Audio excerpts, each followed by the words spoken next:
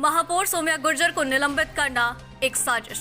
नेता प्रतिपक्ष गुलाबचंद कटारिया ने पूर्व महापौर सौम्या गुर्जर को निलंबित करने के मामले को लेकर एक साजिशपूर्ण राजनीति का हिस्सा बताया। साथ ही उन्होंने ये भी कहा कि जिस विधानसभा बड़ी सादड़ी से वो आते हैं, वहां के चेयरमैन जो कि कांग्रेस से हैं, वो 2 लाख की रिश्वत लेते हुए ट्रैप हो चुका है और मौके से फरार हो गया था, जो आज तक फरार है।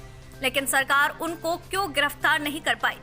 क्योंकि उनकी जांच नहीं करा पाई और सौम्या गुर्जर को आनन फानन में राजनीतिक ईर्ष्या के चलते तुरंत निलंबित करना असंवैधानिक बताया। नवभारत समाचार जयपुर राजस्थान से अशोक शर्मा की रिपोर्ट। महापौर को निलंबित किया है। मेरी उनसे प्रार्थना है, कानून को पढ़ लो। कम से कम उसके सुपीरियर अधिकारी ही उसकी जांच कर सकता है, वही जांच रिपोर्ट दे सकता है। कानून को पढ़ लेना। आपने जिसके आधार पर जांच कराई वो उसके नीचे की रहने वाली अधिकारी, आरएस अधिकारी है, रेखा नाम की कोई। अब एक आईएएस की जांच वो करके और रिपोर्ट दे और उसके आधार पर सरकार एक्शन कर ले और एक्शन करे, कोई दिक्कत नहीं, पर सामने वाले को भी अपना पक्ष रखने का तो मौका दोगे। आपने जिनको सस्पेंड किया महापौर को, उसको कम से कम उसकी बात कहने का अधिकार तो हमारे यहाँ न्याय व्यवस्था में है। मर्डर करता है उसको भी सुनते हैं, तब जाकर के कोर्ट सजा देती है, पर आपने तो उसकी भी पालना नहीं की और आप तो करना भी नहीं चाहते हो, क्योंकि आपके दिमाग में ये जो पार्टी का चश्मा चढ़ गया ना। पहले भी इनको काम करने से रोकने के लिए आपने समितियां बनाई, उनको आपने डिफंग कर दी, वो तो कोर्ट से जाकर के फिर से अपने अधिकार लेकर के आए, उससे काम करा। अब आप इतने बहादुरी का काम करते हो ना, तो ये काम कर लो। मैं जिस विधानसभा से चुनाव लड़ा 10 साल तक, वो बड़ी सादड़ी है। वहाँ का चेयरमैन आपके कांग्रेस पार्टी का है।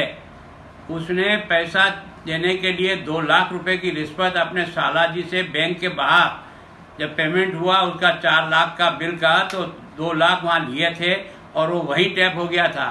और उसी समय तुम्हारा जो चेयरमैन है कांग्रेस पार्टी का, बड़ी सादड़ी का, वो भाग गया, जो अभी तक भागा हुआ है।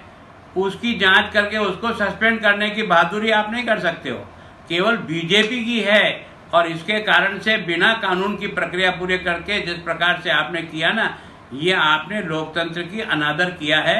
आपके अधिकार हैं, लेकिन अधिकारों का पालना करने के लिए सुपीरियर अधिकारी को लगा के जांच करवाना चाहिए था। एक दूसरा, सामने वाले को भी अपना पक्ष रखने का मौका देना चाहिए था। 2, पुलिस अपनी कार्रवाई करेगी, वो कार्रवाई अपनी जगह चलेगी और उसके बाद जो होना होगा। मैं सोचता हूँ ये जो कुछ भी किया है, ये योजनाबद्ध सरकार के इशारे के आधार पर उस अधिकारी ने इस सारे षड्यंत्र को बनाया है कि उसका पेमेंट करो।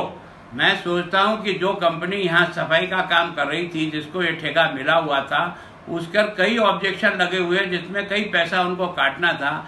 बात तो इतनी है कि उसका इन सब बातों को ध्यान में रख करके पेमेंट करना, ये तो बात समझ में आती है। लेकिन इस पेमेंट कराने के दबाव में आप हड़ताल पे चले जाओ पहले, फिर पेमेंट का दबाव बनाओ और उसके बाद जब ऑल्टरनेट व्यवस्था करें तो आप इस प्रकार का उल्लंघन करके और महापौर को जो है ना निलंबित कर दे।